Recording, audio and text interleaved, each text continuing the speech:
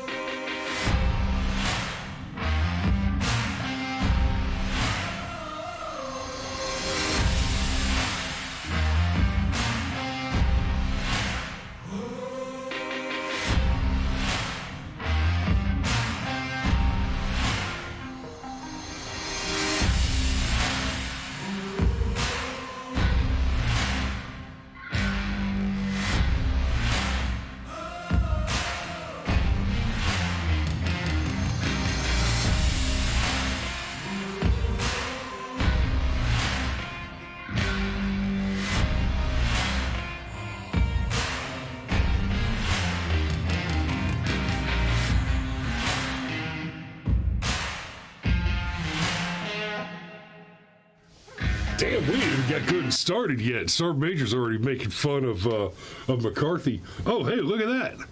There's a whole other dude here. What's up, my man? Whole nother dude, in fact. Man, I tell you what's up. Happy New Year. Yeah, Happy New Year. It was a good Welcome New to Year. the other side of the weekend. Oh, brother, the other side. The other side. You know how, like, sometimes meme magic just works out in real life? Do you know that Ohio State's loss literally almost exactly coincided with the ball drop? Their ball dropped. I've seen some fantastic memes to that effect. I mean, like, you just... Nobody in Ohio watched the ball drop, and then it's just a picture of that last shot going way wide to the left. Oh, yeah. Oh, yeah, they did. Oh, yeah, and I got jokes. Like, bro, I didn't know you could spell choke with two O's. Ohio. And how do you say two losses with 12 letters? The Ohio State. Oh. See, that's a thing. It's this obnoxious thing that Ohio State does, where they're not Ohio State. They are the Ohio State. Well, good for them. That's right. It worked out, didn't it? That's right. Oh, it didn't.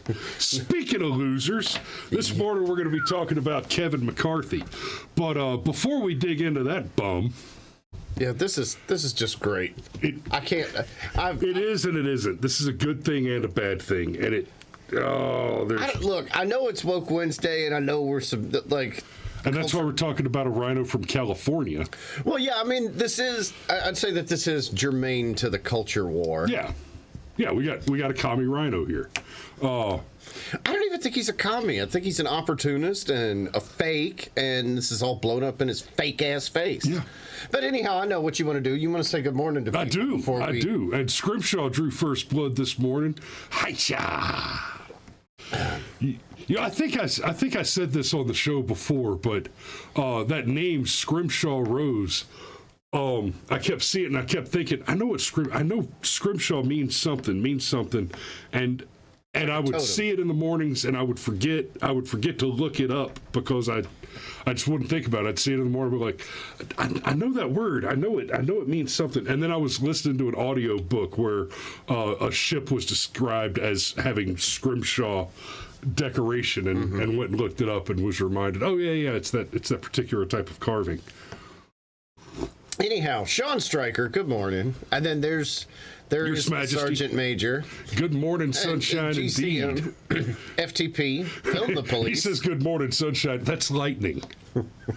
That's lightning you're seeing out there. And fishing, golf, and guns. That sounds like a life. That sounds like my next residence. I see. Well played. And then Stryker. And then the Fit Life with Danielle. Good morning, sunshine. We're so glad that she's here in the chat because between the two of us, there's like a whole one of her we could lose. Yeah. Like, without a doubt. Good morning. Good morning from stormy Rockdale. Yeah, no shit. Bro, it was so stormy last night. I was handling my business, and I literally had to pull over and stop. Yeah, Cameron called me last night while he was driving, and I've got my hearing aids in, using the Bluetooth, listen to him, and it was raining so hard. I actually asked him, are you chewing on a typewriter? I said, nope, it's just the rain. It's just the rain. Woo! And then there's your mom. Good morning, Mom. We love you as always. Morning, Ma. And then I think... We already call it GCM, right? Right. I think that's everybody. Crack shot. Good morning. Crack shot. Howdy, howdy. Okay, so. So, speaking of losers, just when you didn't think anybody could be a bigger loser than Ohio State. Here comes McCarthy with the three-peat. Good Lord. Boom, boom. Yeah. Like. Now, a couple of days ago, Monday, in fact, the New York Post ran this article. How Tuesday's Speaker of the House election will work and how long it could last. I wonder how their prediction turned out. The first order of business when the 118th Congress convenes Tuesday is to elect the new Speaker of the House. The past vote has been a party line formality, but not this year. Republican leader Kevin McCarthy of California, that's your problem right there, California. California just passed a new law, and we're going to be talking about this probably later this week. California just passed a new law to explicitly permit, and you always have to look at a law that explicitly permits something, because the purpose of law is prohibition. You don't get to tell me what I'm allowed to do, right? Yes. But California went out of its way to pass a law that explicitly permits, which is to say, supports, condones, and encourages private citizens in California to sue gun manufacturers.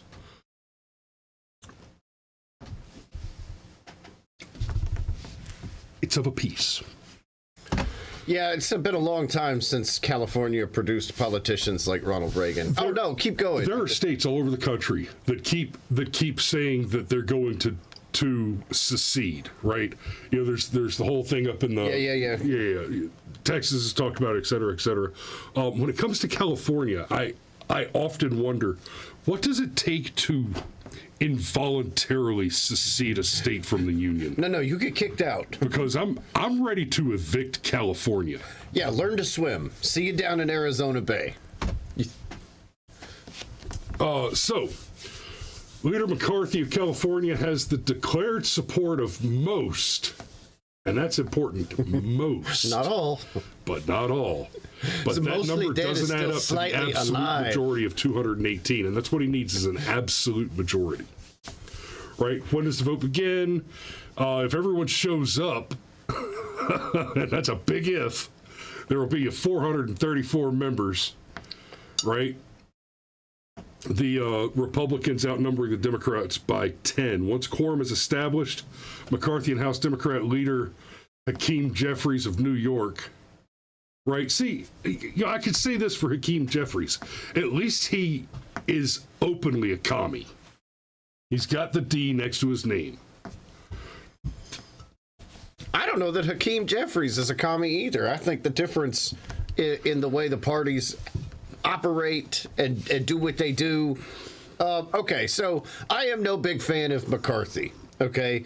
And I not only think that this is hysterical, okay? Like, seriously, I think it's funny, literally. I also think it's good and healthy because, let's just quick experiment. Raise your hand if you were excited about McCarthy being the Speaker of the House. And that goes for you guys in the chat. None of you were excited about it either. Well, I happened to observe something, and Chris and I discussed this in our show prep. Swinging all the way to, say, Styx Hexenhammer, not a fan of McCarthy. And then you go all the way to what I'm going to consider the other side of that basic spectrum, Eric Erickson, also not a fan of McCarthy. Okay, so I'm not a fan of McCarthy. You're not a fan of McCarthy. They're not a fan of McCarthy. And all sides of the, let's call it the high information analysts that look at politics, none of them are fans of McCarthy. How is McCarthy even in the fucking running? I don't know. The only thing I can see there is that he's got enough of them convinced that it's his turn, that anybody that would be better for the position just didn't put their hat in the ring. So, okay, maybe, but I actually think it's the whole, like, he's next in line, it's his turn, and that sort of thing. That is the kind of politics that a lot of us are tired of, all right? Right, that's how you get Hillary Clinton running for president. That is how you get Hillary Clinton run. That is how you get Joe Biden winning the presidency, okay? And the concessions that McCarthy was going to have to make, like, for example, that... I love the hands comments. Scrimshaw puts hands in pockets. Sean Straker just straight amputates hands. I'd like to see how you handled the second hand there, Straker. Anyhow... Woo, that's funny. My mouth saw. Look, anyhow, so, you look at all that in context, and I know that there are some people that think that this is chaos, this is a clown show, that this is actually bad for the party, and allow me to not only disagree, but actually present an intelligent reason for disagreement, okay? These reps are called reps because they're supposed to represent, okay? And McCarthy was going to have to do all this insane stuff, like he was going to have to promise people, no, I promise we're going to investigate Hunter. No, I promise we're going to investigate Fauci. Oh, and you want me to agree to a rule that basically says anybody in the House can call for a vote of no confidence at any point in time. Which I'm super comfortable with. Which, by the way, I would have been okay with that one, okay? But the point is, hold on. Why do you need to use investigating Hunter as leverage? Like, seriously. That would be, if I was Speaker of the House, that would be the first priority. Like, in all seriousness, if you want to heal the rift in the nation that people are so concerned about, oh man, the right and the left just can't get along anymore. Yeah, here's how you fix that problem. You investigate Hunter's laptop and you make the truth be known. And some people are going to get their feelings hurt, but it's amazing how easy it is to come together once there's no choice but to do anything else. And McCarthy's willing to use this as a point of leverage, and he's willing to cut off his own balls just so that he can be speaker? No, a guy like that doesn't need to be speaker. And they're representatives. The chaos that we're seeing here in the House, this is not the chaos of the Republican Party. The chaos of the Republican Party is legitimately grassroots, okay? Are we going to be the party that continues to tolerate the RINOs and all the good and the bad that comes with tolerating the RINOs, or are we going to be the party of MAGA? And we don't even have to be a party that supports Donald Trump to be the party of MAGA. But which is it going to be? Are we going to be the Tea Party, or are we going to be the right wing of the Uniparty? And what we're seeing happen with our representatives is the fact that they are actually representing us. This problem exists in the Republican Party. The representatives are doing their job by having this fight on the floor. It is the point. And finally, well, no, I'll let that one go. It just... So I'm almost with you on the Biden laptop as priority number one. And when I say almost, I would say that some of the information coming out of the Twitter files is maybe even a higher priority. And, at first blush, you might say, okay, it's Twitter, it's just a social media platform. Yeah, there was some shenanigans, but at the end of the day, it's just a social media platform. But here's what I want y'all to be paying attention to with that as we go forward, and hopefully, do not dare to hope, because I don't trust the Republican Party generally to, what's the phrase? Win? Do things. Okay. Well, no, they do things. They're good at doing things. It's not the things you want them to do, but they're good at it. But yeah, the only other thing that I would see as a top priority would be the Twitter files. Specifically, we have to stop thinking about this as Twitter having been a problem in the 2020 election. The fact is, Twitter was not the problem in the 2020 election. Twitter was the tool. The vehicle. It was the vehicle. It was the tool by which deep state actors conducted a coup. Yeah. What needs to happen there, and same thing with the Biden laptop, an investigation needs to happen, and it is not sufficient that there is an investigation. Prosecutions and incarcerations. There is enough evidence right now that Adam Schiff, Chuck Schumer is the big one here, that Schumer should be in jail over his involvement with Twitter. Now we're getting the documented proof that basically specific Democrats would send requests to the FBI and the DOJ, and then the FBI and the DOJ would send Excel spreadsheets that were just lists of names of Twitter users, and without any evidence make the claim that these Twitter users are Russian disinformation agents, and just blow them out. Yeah, we'll just give you plausible deniability so that you can do the thing that you promised you would never do. Look, I think we mostly agree. I think the reason why the Hunter Biden laptop would be the number one thing to investigate is because it would be the vector point for all of this. There's no way that because we know something funny happened with that laptop. So let's start there. Okay, even the left has to kind of tacitly admit, well, just because there's naked pictures of him smoking crack on that laptop doesn't mean. Hold on, that literally means he did something wrong. That's a problem. Okay, that literally means he did something wrong, not figuratively. Now, in all fairness, naked pictures with underage Chinese hookers doing illicit drugs on his laptop, that's enough to put Hunter away. Well, look, and not necessarily relevant to Joe.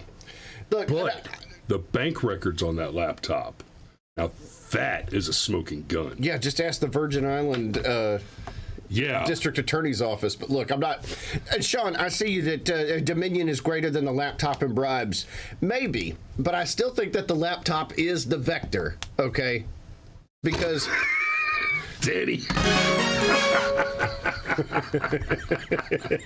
That's funny. That's a great comment. Come for the porridge, stay for the treason.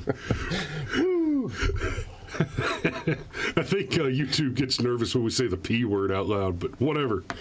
The big guy gets 10%. Oh, ew. Okay, no, the laptop is the vector because there is no way to thoroughly investigate the laptop without the backtracking necessary on the laptop to expose the FBI, to expose Silicon Valley. Like it's one of those, what's the legal term is when you open the door?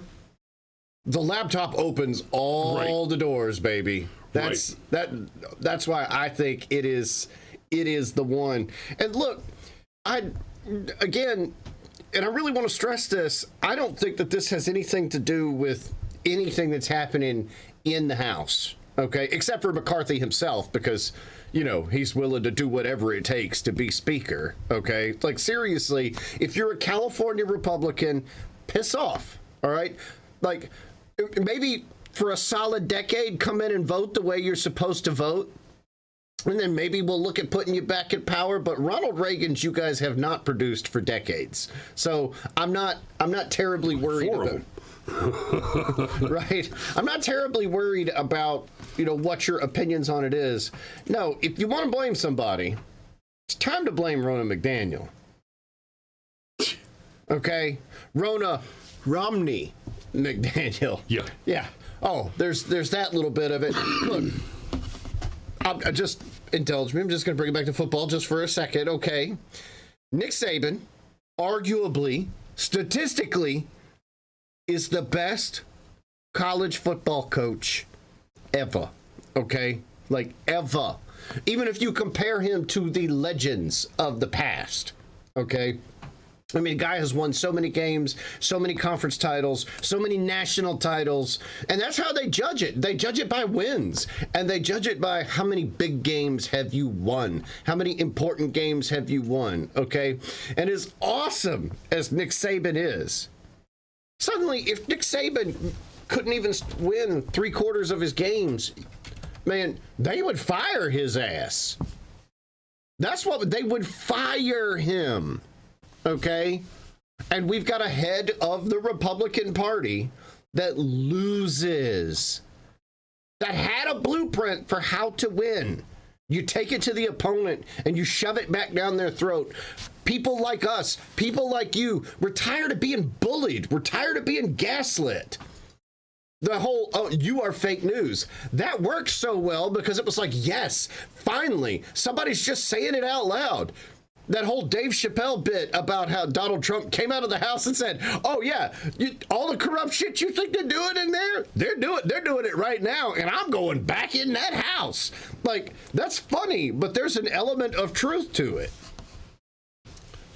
So I think if you want to blame somebody, you blame the leadership. You blame Rona McDaniel over and over and over again. She's had the chance to unify her party, and because of the money, because of the donor class, because of the whatever, I don't even care what the reason is anymore. I really don't. But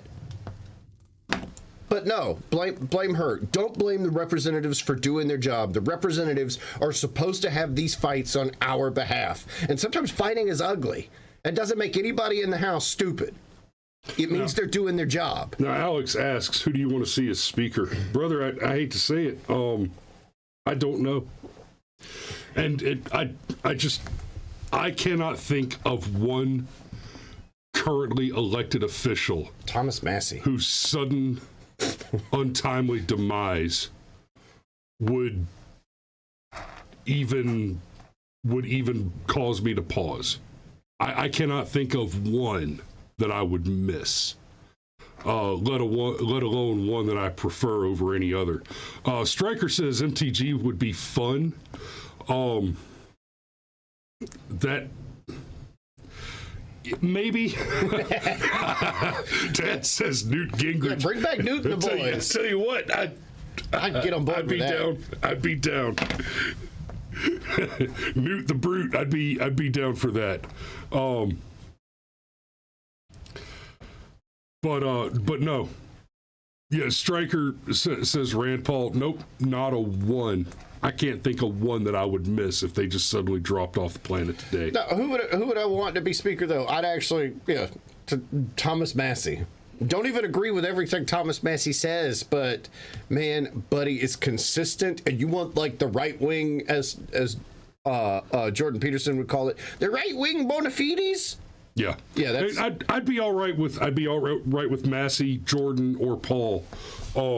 But no, I wouldn't miss any one of the three of them if something happened to them. So yeah, and I realize that there are even people in our chat that disagree with us, and I'm even going to go so far as to say that is normal and that is healthy. We are not the left. We're not a collective.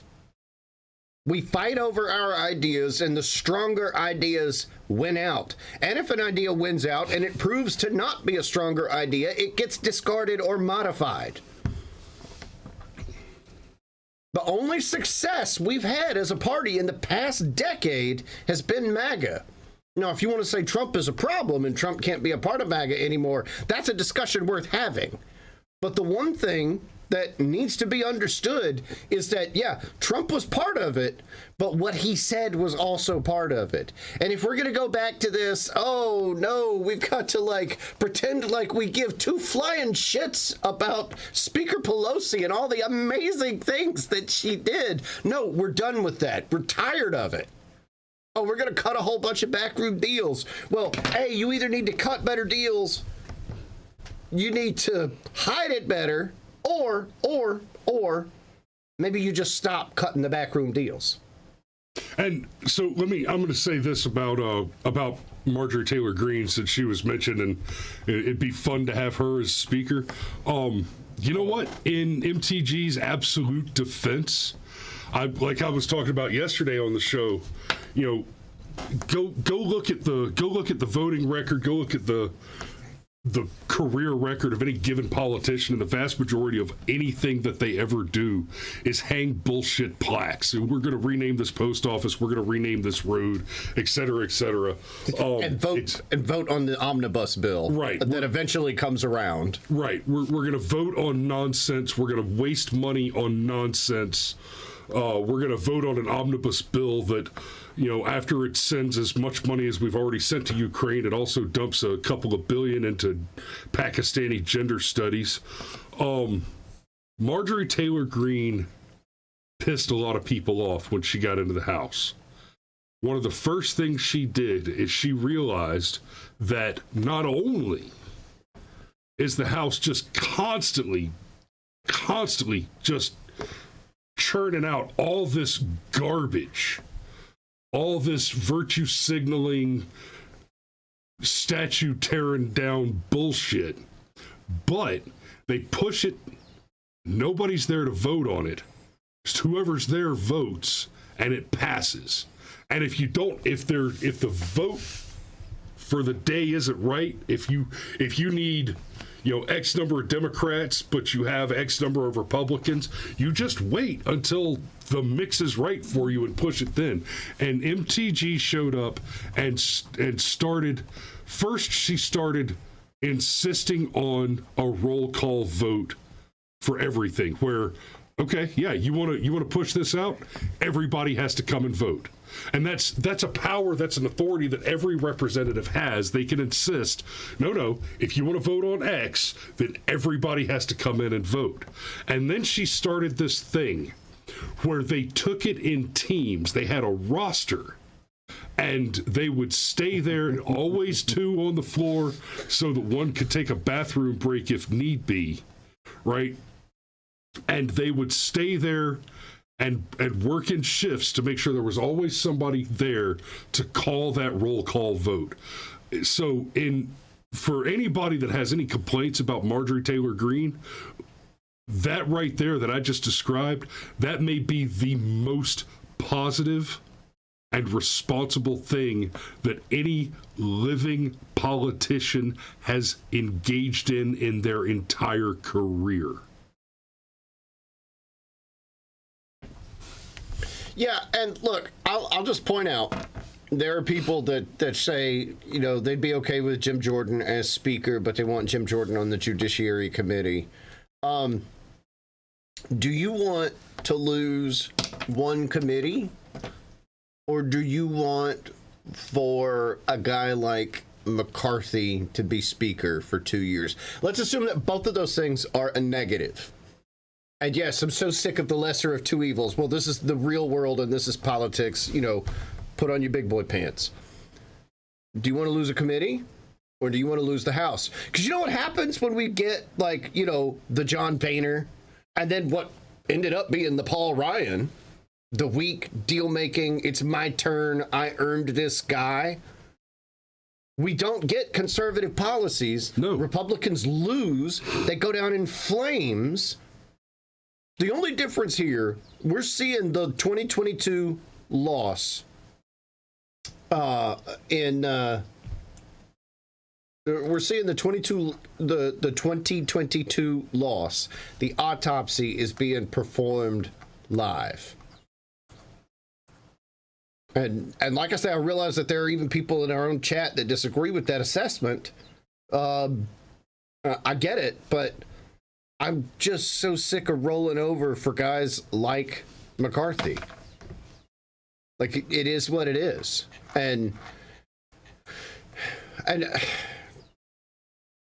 I'm gonna address somebody's comment, but like not in a negative way, just to kind of make the point. But they say in the chat, rather have McCarthy as speaker than give unfettered power to the 5 little dictators in waiting, basically. Look, there's a reason why the representative body works the way that it works. None of us had a problem with Joe Manchin holding up the Senate, trying to get reasonable concessions out of, Chuck Schumer. Okay, these bodies are built in such a way where the minority can obstruct the majority. And the reason why the House is the way that it is, all the money bills start in the House. Like, everything is supposed to generate from the House, and there are specific rules that the House has to follow. That is so that something like this process could happen, and if the American people hate it, they can vote it out in 2 years. Like, I don't see this as any type of dictatorial power. This is the kind of power that exists. It's constitutional. It's legal. And frankly, for the longest time, the left has had no problem exercising this power. None whatsoever. But us, well, we're going to be nice, and we're going to follow the rules, and we're going to fight with honor, and we're going to, like, we're all big boys here, and we all want to get along at the end of the day. No, fuck that. Politics is a blood sport, and we keep losing because we keep not treating it like a blood sport. It's why Trump came in out of nowhere and kicked everybody's ass. He's like, oh, I get it. We're supposed to throw elbows and pretend like we're not throwing elbows. Well, hell with that. I'm going to throw elbows, and I'm going to own it. I'm not supposed to throw elbows. I'm going to start biting noses. So, anyhow, and like I say, I realize that there are going to be people in our chat that even disagree with it and think that this is a dangerous road for the party to walk down. But I think this is healthy. At some point, we're going to go through the austerity. We can choose when it happens, or it can be done to us. And I'd rather choose that it happens. Yeah. Wow, see? We were going to talk about the football player that may or may not have had a COVID vaccine, but we appear to be out of time. Yeah, we do indeed. So maybe we'll touch on Damar Hamlin a little bit tomorrow. But yeah, I think that's all we got for you this morning. We love you, and we'll see you tomorrow.